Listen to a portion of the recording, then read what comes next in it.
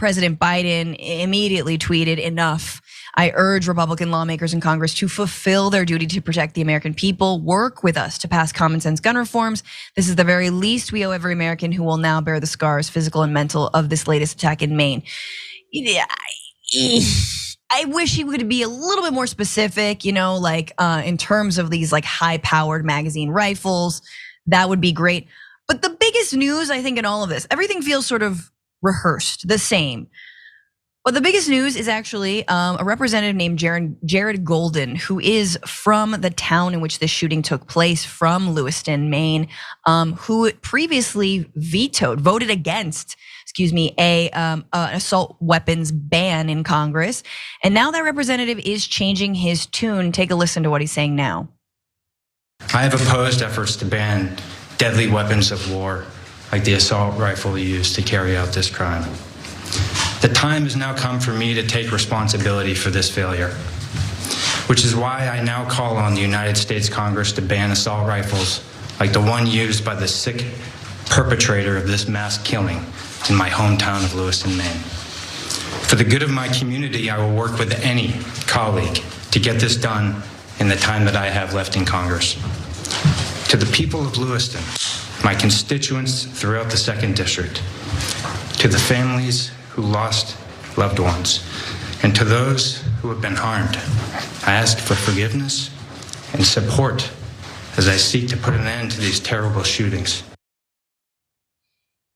So that's huge to me. I mean, a little late given that there are 18 people who lost their lives in this mass shooting, but Brett, you don't usually hear that 180 after these kinds of shootings. It had to happen in his town for him to change his tune. But I mean, how long does this hold, right? Before the NRA gets a hold of him and nothing goes anywhere?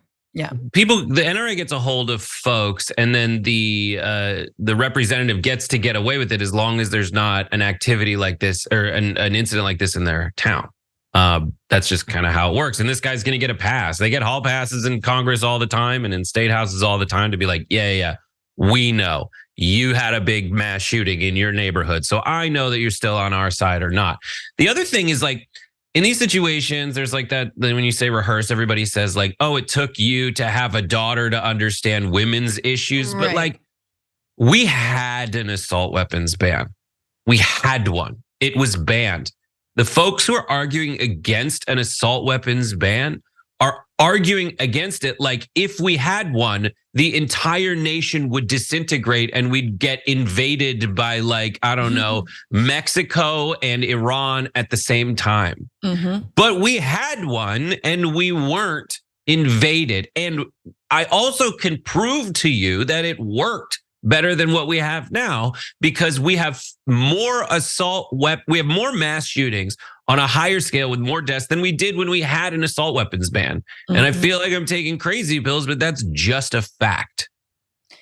Yeah, I mean, there's a reason that when you and I were in, middle school and high school, there weren't the degree to, of mass shootings that there were. We didn't do those drills, and Columbine happened after, I believe, we were out of school.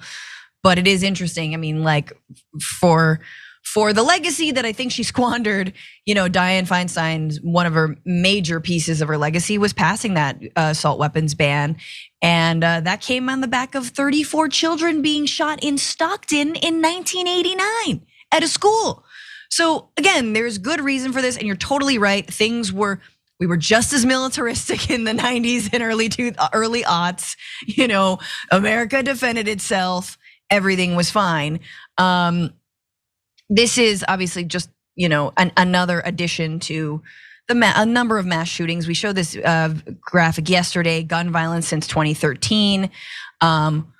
This is according to the Gun Violence Archive. Number of mass shootings, 566, mass murders, 32. So I believe mass murders must be with a different weapon.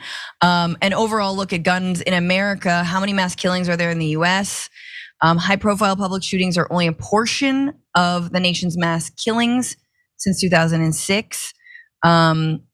So the mass killings get the headlines, but there have been, other gun violence deaths, whatnot.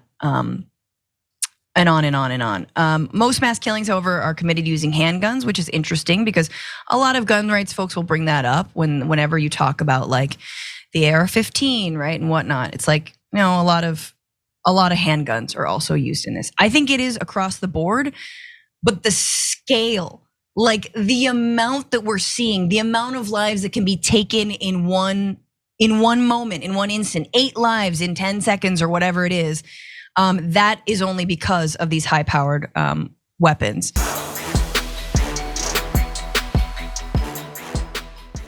Check out the Damage Report podcast each day, wherever you get your podcasts, whether Pocket Casts or Stitcher or iTunes. You can join me as I give you the news and stories you want, with a range of co-hosts and interview guests jumping in on the fun each day. Again, that's the Damage Report, wherever you get your podcasts. And if you get them at iTunes, don't forget to rate and review. Sometimes I'll read them live on the show.